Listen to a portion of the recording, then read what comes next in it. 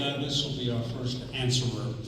Our first question: the recent property tax increase generated significant public concern.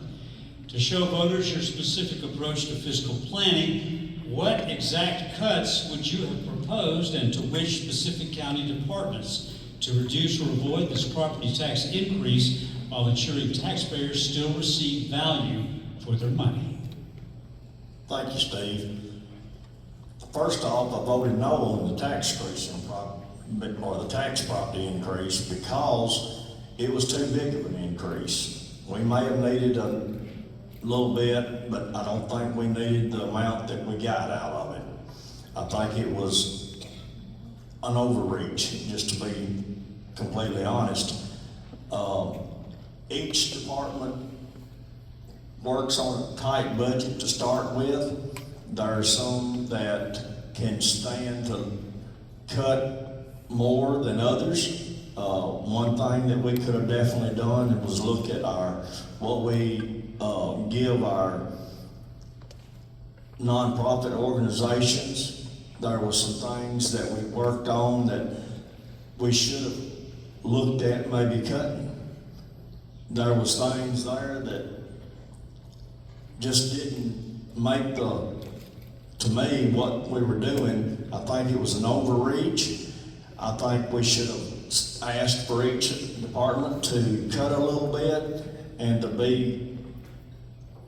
have a little bit less than what they were getting the year before.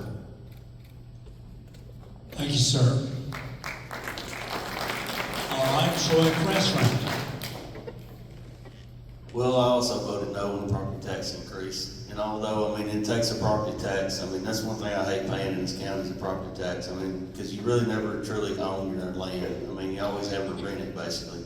And I just don't feel that's right, especially with the older population as we go, because when we get older, I don't think our Medicaid or Medicare is going to wind up helping us pay our property tax we got. And then we have some other issues as far as being able to afford to pay those property taxes that we can't get by with. But as far as cuts, it's hard to say on a county our size what we could actually cut, because all the departments right now, they are running on a shoestring budget, most of them are. You heard a road commissioner talking about how he hasn't increased his budget in years. You have some, so I don't know which department you could actually cut.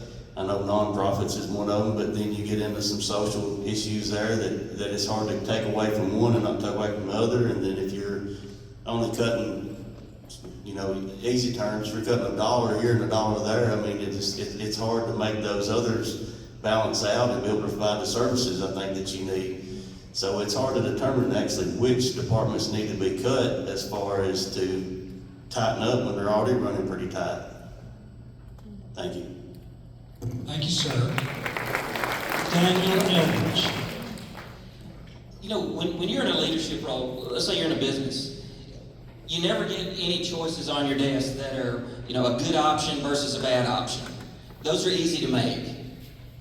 When you're in a leadership role, all the options are bad options.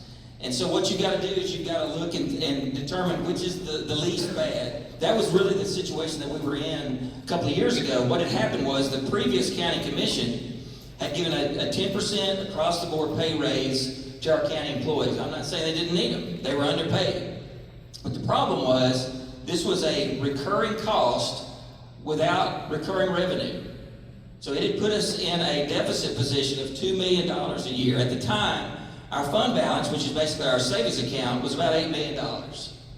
So the option that we were facing is raise property taxes, which is a terrible option, or go broke, basically, which is an even worse option. The state takes over, there's all kinds of bad things that happen there. Now, as far as cutting, I'm all about cutting spending, but it's hard, as you can see, to identify those specific areas. Only about 5% of our budget is discretionary.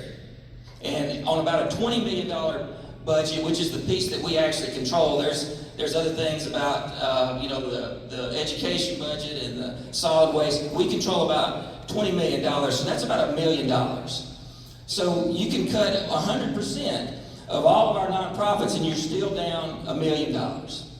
The thing to do is watch the spending on the front end. You shouldn't pass budgets that put you in a deficit position. All right, sir, time. Thank you.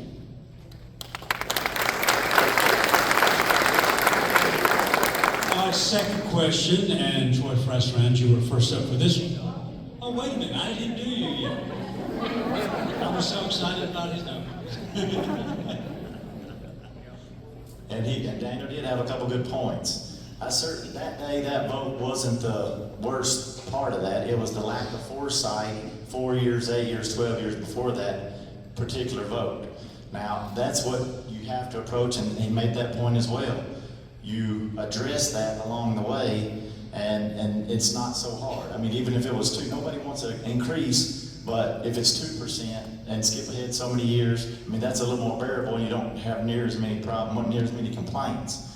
As far as breaking down between the departments, something that I've heard from a lot of people and talked to several people in the county, you know, how do you really go through the departments? You can't, for all the reasons these gentlemen have already said. And that's where something keeps coming in my mind, that maybe to install an actual HR person that could, there's actually, you know, money allocated through economic development that could more than pay for it initially, and that position, I think, would pay for itself many times over as the years go by. So I think that position, to kind of, if even for lack of a better term, let them be the bad guy and go through and check some of these the performance of some of these positions. I think that's efficient. I think that's, you know, physically responsible, fiscally responsible. So those are a couple things that I would address: foresight and install an HR person.